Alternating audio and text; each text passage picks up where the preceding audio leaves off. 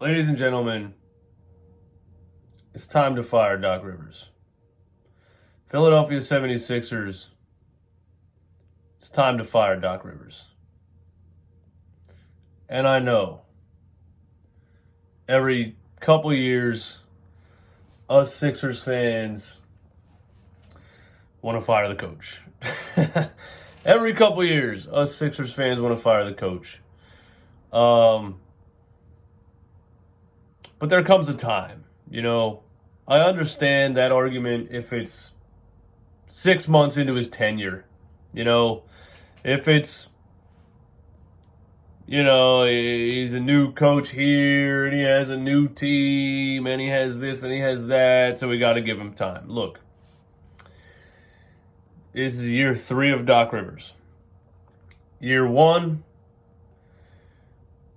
he babied the hell out of Ben Simmons for an entire season.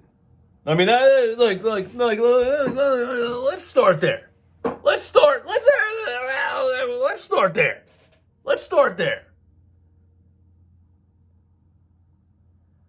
I remember when we fired Brett Brown, the main reason people in this city wanted Brett Brown gone was because of the lack of development of one Benjamin Simmons. And the fact that he tried to run the whole offense through J.J. Redick, and the fact that he had Joel Embiid outside the three-point line in crunch time in the playoffs, on and on and on. The main reason we got rid of Brett Brown is because we wanted an experienced coach who was going to hold players accountable and who was going to make Ben Simmons shoot a basketball. Well, to our chagrin, Doc Rivers came in here, year 1, and I mean, the first 2 weeks I was over this guy because the first he was here for 3 days and he said, "I don't care if Ben shoots the ball," and we were like, "What, bro? That's the whole fucking reason we hired you."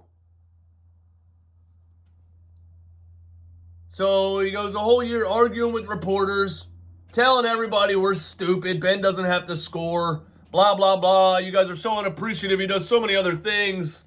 Now look at him. Idiot. How many years later? He just put up 4 points in 34 minutes in Brooklyn. Kyrie Irving yelled out loud on the broadcast, "Ben, shoot the ball." So you were wrong, Doc. But anyway, you can't fire him the first year. But in a perfect world, you would have canned him right there. Next year, Ben Simmons holds out. We go half of the season, with this debacle, this Ben Simmons debacle. So he gets a pass for that because Daryl Morey pulls off a trade for James Harden. And then we're trying to put a new team together the second half of that season. Doc blows it again in the playoffs. James blew it in the playoffs. Joel was injured. Roster wasn't good enough, etc., etc., etc. So that was another pass for Doc Rivers. Well, guess what? Now you've had an entire offseason, all with the same team. Daryl Morey went out and signed players that he believed. I'm not saying these were the right signings because 39,000-year-old PJ Tucker isn't looking too good.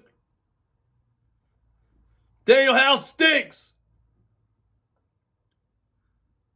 But Daryl Morey went out and signed players that he thought would help what passes you were given last season. You know what I'm saying? You were given the pass that we didn't have enough depth. Daryl Morey went out and tried to give you depth. We didn't have enough experienced playoff players. Daryl Morey went out and tried to give you experienced playoff players. We don't have enough dogs, enough fight, enough hustlers. Daryl Morey goes and gets you, he's 57 years old, but he got you PJ Tucker. Yeah, he's absolutely trash, but he gave you Montrezl Harrell. And I'm not saying this is going to fix the issues because the roster is a gigantic part of the issues. But my main point is there's no excuses left for Doc Rivers. Everybody tried to give you everything you needed. You don't have a pass anymore. And you come out here and start this season 1-4. It's time to fire Doc Rivers. There's no passes left. It's not just that they came out and started the season 1-4, by the way. It's how they're playing. This is the most undisciplined team I've ever seen. This is once again not just one of the worst. They are the worst transition defense team in the NBA by a large margin. This 76ers team is the worst transition team in the NBA, transition defense team in the NBA by a large margin. And I said this last night on my post-game live, and I'm going to reiterate it. Last year in the playoffs, you beat the Toronto Raptors 4-2.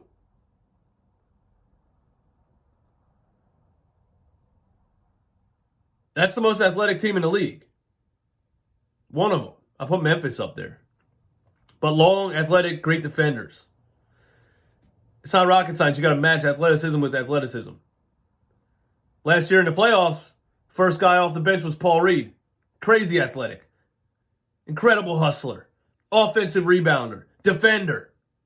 Last night he got in the game. First 30 seconds he was in the game, he was rolling around on the floor for an offensive rebound. Got a jump ball out of it. Last year in the playoffs, you played Matisse Thybulle. 15 minutes a game when he was available.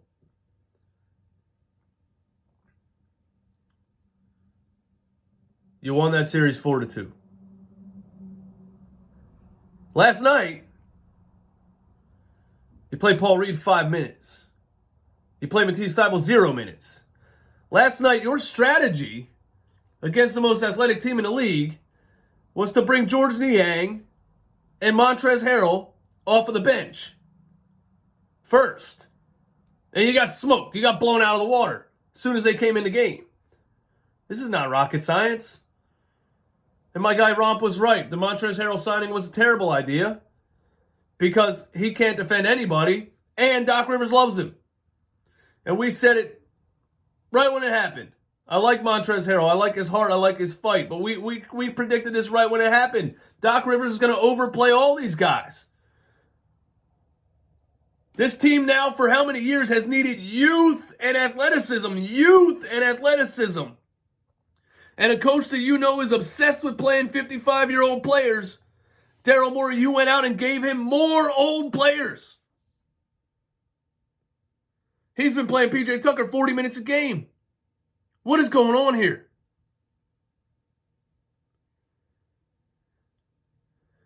This roster is slow for the 10th year in a row. Unathletic for the 10th year in a row. Can't rebound for the 10th year in a row. And firing Doc Rivers is not going to fix the roster. But you're 1-4. There's no excuses left. Step one is definitely firing Doc Rivers. And I wanted to react to his post-game press conference today, but somehow, someway, it's not on YouTube. It's not on YouTube TV. It's not on NBC Sports app. It's not on NBA League Pass. I found Nick Nurse's post-game press conference, but I can't find Doc Rivers' press conference. What, he's got an internet team out here hiding it from us?